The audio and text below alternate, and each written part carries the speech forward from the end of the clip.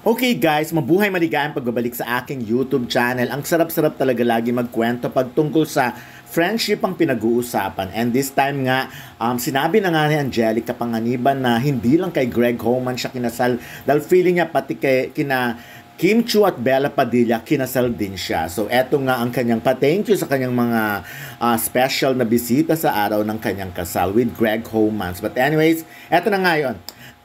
Kailangan ko lang magpasalamat sa mga tao na bumuo, walang nagawa, at kumilos na lang kasabay namin tumalon, tumakbo at ginamit ang lahat ng kapasidad nila. Mabuo lang ang mga hiling namin sa araw na ito. Thanks to my little sisters, Abby Whale, Aliana Aquino for making the most beautiful DIY or do-it-yourself wedding arc. Sabi ko, hindi ko kailangan ng flowers sa aisle, wala nang mga ganon-ganon. Gusto ko lang ng arc with red roses and they delivered 100%. Bongga. Andoy Ranay, kasama ka namin simula umpisa hanggang ngayon. Sa panibagong simula, magkasama tayong umiiyak noon mula sa concert ni Adele. Sa pagnood ng mga teatro, umiiyak tayo. Kahit volleyball, iniiyakan natin. Ngayon, umiiyak ka pa rin sa kasal ko. Pero ibang luha na to. Mahal na mahal ka namin. Salamat sa lahat-lahat. Alam mo na kung ano mga yon.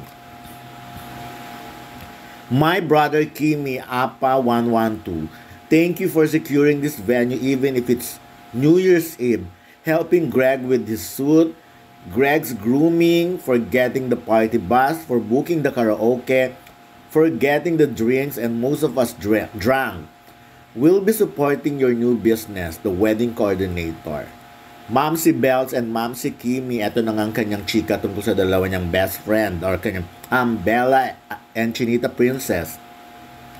Wala naman sa plano ang pag-arrive nyo sa LA pero yun na yata ang pinakamasayang party ng wedding.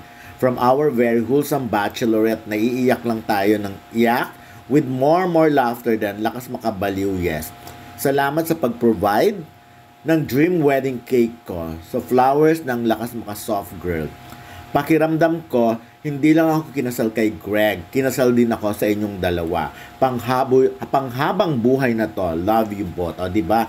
Ganon yung klase ng friendship na meron sila na panghabang buhay na forever. Talagang true thick and thin, true happiness and sadness, lahat-lahat. So, ayun nga, feeling nga ni Angelica, hindi lang siya kay Greg kinasal, pati kina Kim Chiu at Bella Padilla. Ang bongga-bongga ng statement na yun. So, talagang, tatama sa puso mo. But anyways, ito pa yung mga iba niyang pinasalamatan. Sabi niya ganyan, to my hype girl, Mika Marcaida, salamat sa paulit-ulit na tanong kung kinakabahan ako. Hindi nakatulong. Pero seryoso, noon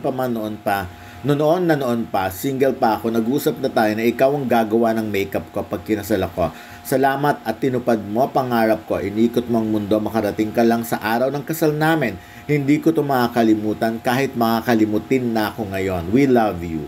To my family here in LA, mula noon wala kayong pagkukulang sa pag-aalaga sa akin kapag nandito ako ngayon, hindi na lang ako inaasikaso nyo. Kasama na si Greg and Beanie. Love you guys. 123 123. So, ayun nga, very thankful si Angelica sa lahat ng mga mahal niya, mahal siya, na nagtulong-tulong para maidaos ang kanyang kasal. So, kaya yung impact noon, yung reaction, pag nakikita ng mga netizen, yung impact sa kanila, tagos din sa puso, kasi alam nilang pinaghirapan talaga ng mga magkakaibigan, ng mga nagmamahalan. So, sabi nga, eto yung kasal na kahit sikat sa Pilipinas, pero very practical ang kasal nila. I love it, very transparent. No need to spend